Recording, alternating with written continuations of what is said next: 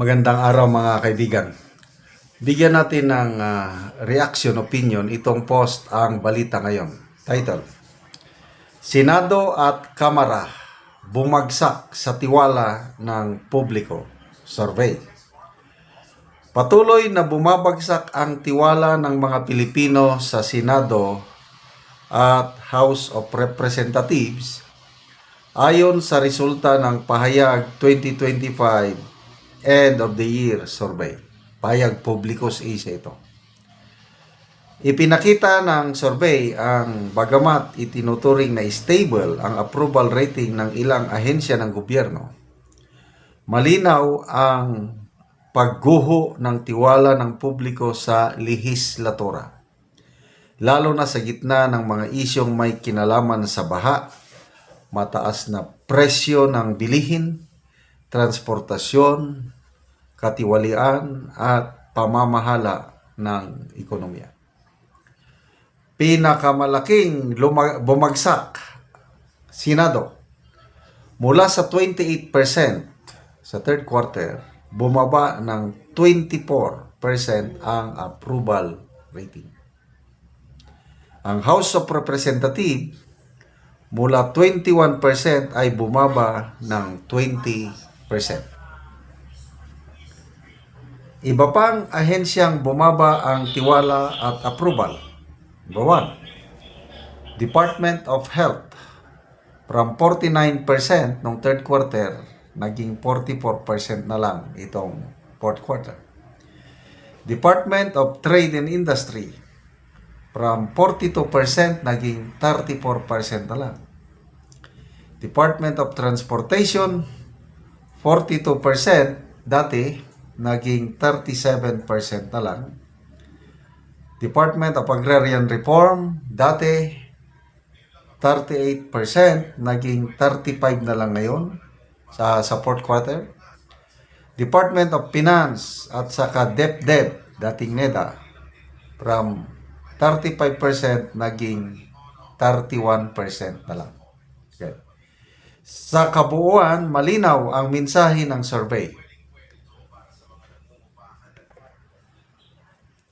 Malinaw ang mensahe ng survey. Bumibigat ang pananagutan ng Senado at Kamara sa mata ng publiko, habang patuloy na sinusukat ng mga Pilipino kung sino ang tunay na nakatutugon at sino ang nabibigo sa gitna ng krisis na araw-araw nilang nararanasan. So, napakababa na yung approval ng Senado. 24. Tapos yung Kamara, 21. Sa overall, okay?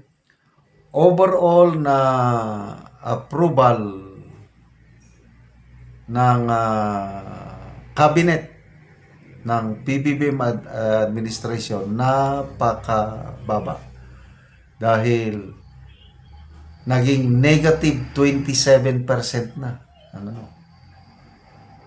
ang hindi na nagtitiwala sa cabinet as a whole, 51%.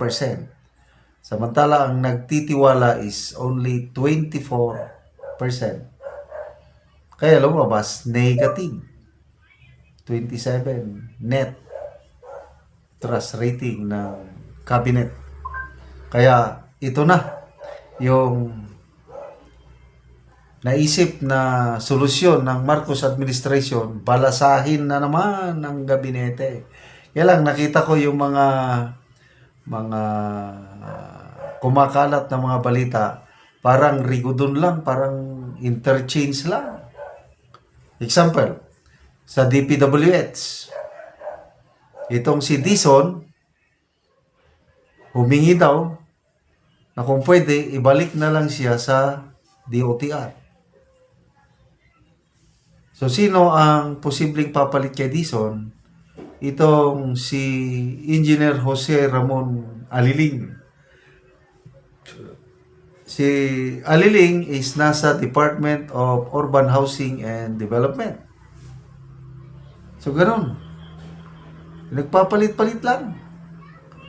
Wala rin eh. Sa DepEd, aalisin si Secretary Angala, papalitan ang ipapalit is Binetes. Arnie Binetes, yung kasalukuyan TESDA Director General. So sa ngayon wala pang balita kung anong mangyayari kay Secretary Angara, kung bibigyan ba ng bagong posisyon. Ang tanong, solusyon ba?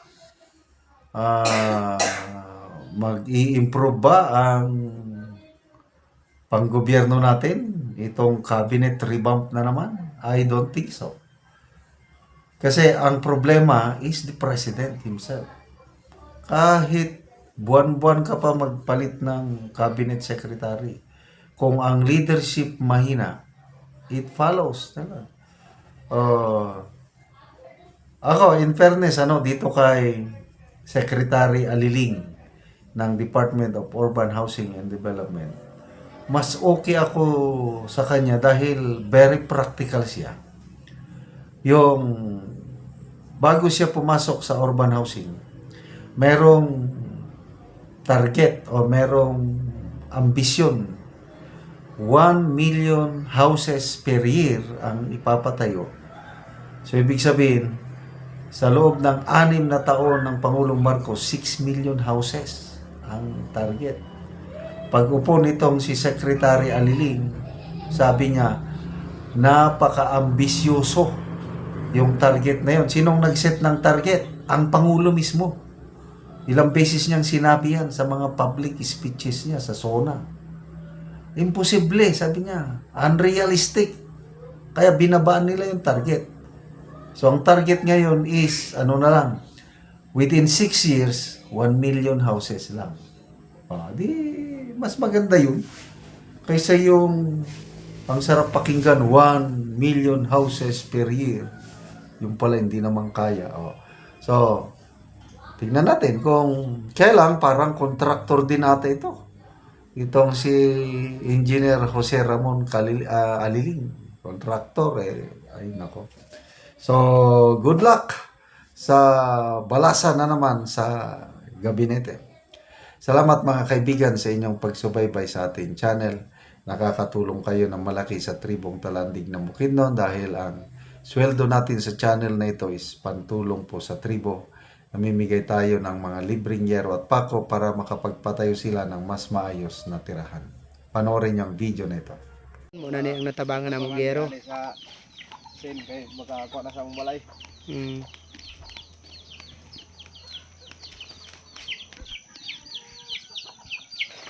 Kung karon mo na ni ang itsura sa atop sa balay sa natagaan ng gero.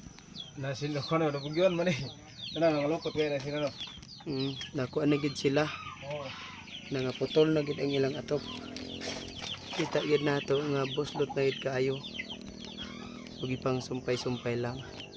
Dapat dire na, pili video dire kay. Palo. Tunga ni sila. Nangaputol-putol na gid ang gero. Tunga ni sila gid dukan pa eh. Labi na nga naigo daw sila sa bagyo. Nangaputol na pod ang ilang gero.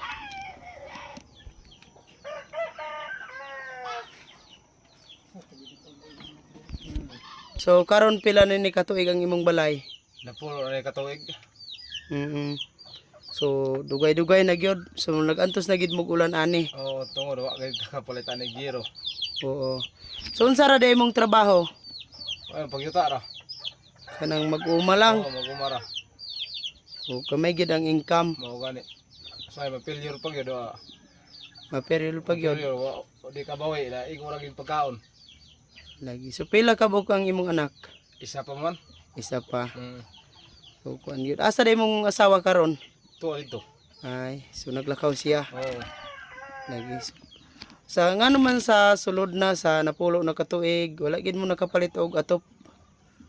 Igo ra gid ipalit og kuang pagkaon. Igo ra gid sa konsumo.